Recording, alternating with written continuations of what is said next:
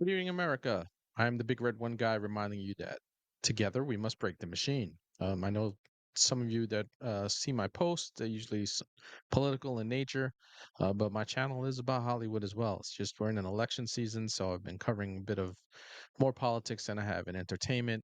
But The Rings of Power season 2 is set to start pretty soon, and it looks like Amazon might be on the critic copyright campaign with YouTubers and people on X and whatnot slash Twitter.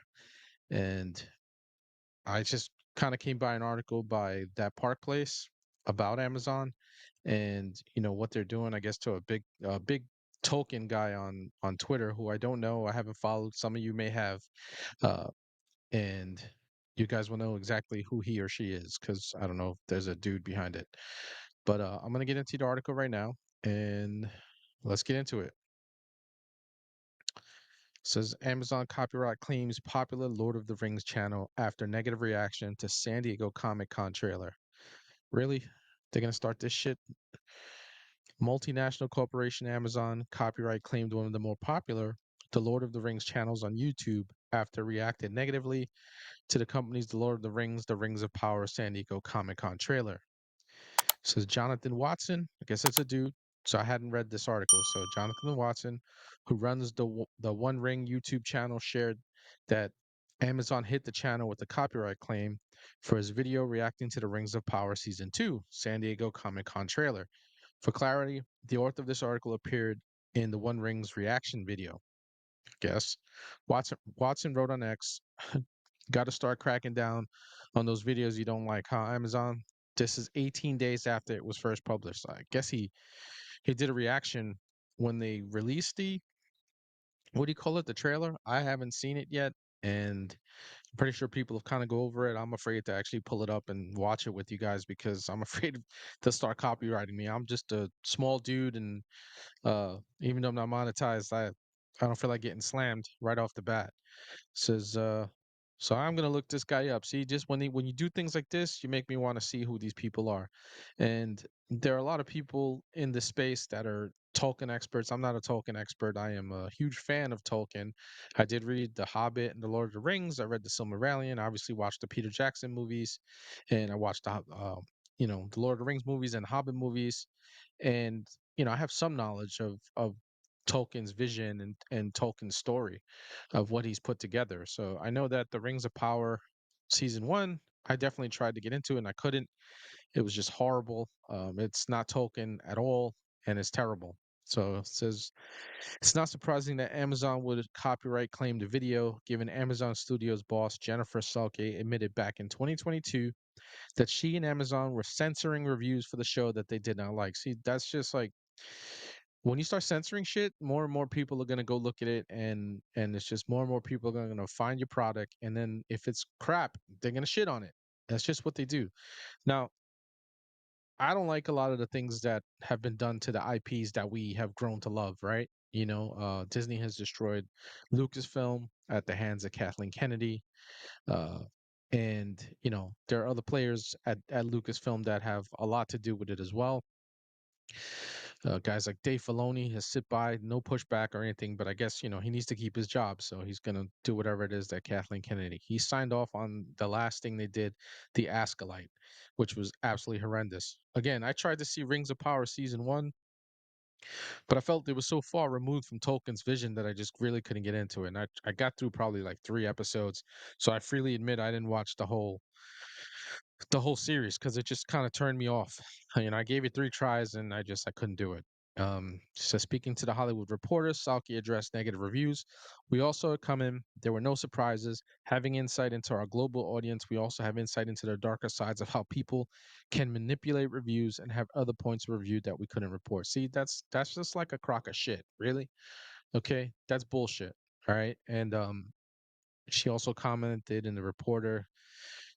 This is Sulky's comments. I don't know how to pronounce the name. To the Hollywood Reporter came in the wake of Amazon announcing they had updated their review system on Prime Video to coincide with the release of the show's first episode. So I guess you can't really make any reviews. Can't pregame it like they did with some people. I guess I don't know, they're taking They're just taking the angle where they're just gonna, what do you call it? It's gonna be any dissent, and we're just not having it, really. So, like, that kind of sucks. But I want to pull up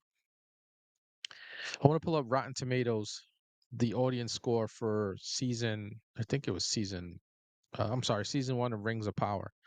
Okay, because it's important to note that it's really important to note that you know it was just a terrible thing what went on. All right, because what's important is not the critics. All right, what's important is the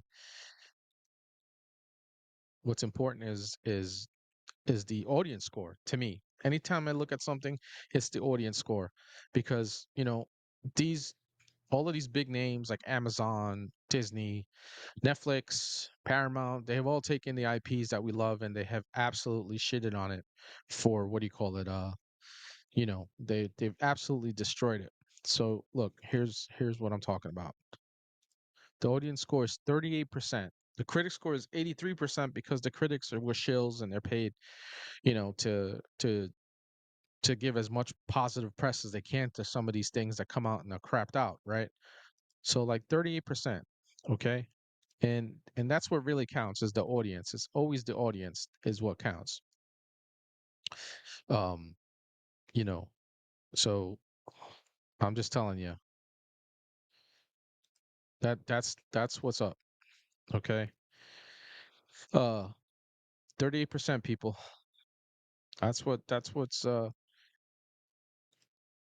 gonna make or break shit, okay? And it ends up people just don't go and see stuff, right? Because of it. Now, I'm here to tell you that if you like something, go see it. Okay? If you like a certain IP, go see it. Don't go by me, don't go by other people. There are plenty of people that have seen shit that I don't like, and plenty of things that people have said that sucked, and I ended up liking it. Including stuff at Lucasfilm. I haven't liked any of the Askalite stuff, but I did kind of enjoy Andor, and I have to take a look at the new trailer for I think it's a Skeleton Crew. I haven't seen it yet, so some people were telling me to take a look at it first chance I get. But anyway, that's all I got for tonight. I'll leave a link in the description for the article, and it's all up to you guys to just do your deep dives and you know you can listen to people like me or not. All right. I go by what I read and what I see with my own eyes. It's happening in front of me. And I always tell people if you like something that I don't like, that is perfectly okay to like it. It is totally fine. You don't have to agree. We don't live in a hive mind. We're not the Zerg. Okay. And we can disagree on things and we might align on most things, but like other things that, we don't agree on. So it's okay. That is okay. Go check it out. If you like the first season of Rings of Power, check out the second season. You might like it as well. Anyway, America, I am the Big Red One guy signing out. And I just want to say God bless you. God bless America. And have a good night. See you in the next video. Oh, don't forget to like, subscribe, and hit